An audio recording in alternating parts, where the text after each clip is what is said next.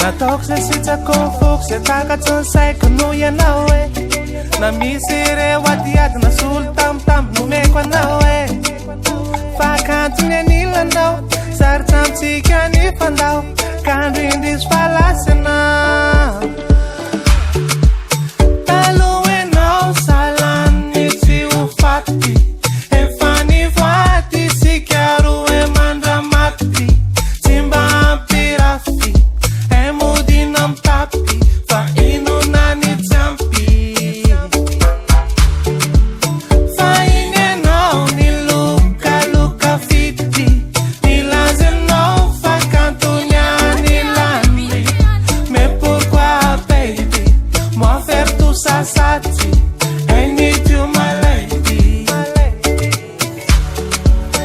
I find it fun now irene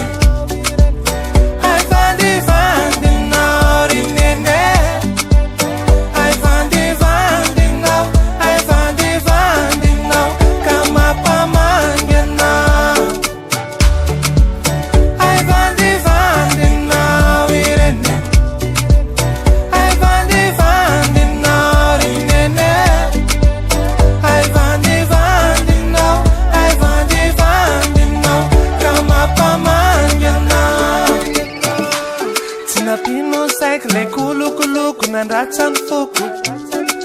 zany toloko kaleo mivaloko tsy maintsy adinoko aleko mitombo fa efa nakono foko ny teny fa tsy mba nomeny ny saiko ny laza fa tsy mba nandaza manova ny mety ny atsika farava taloha enao salany tsy ho faty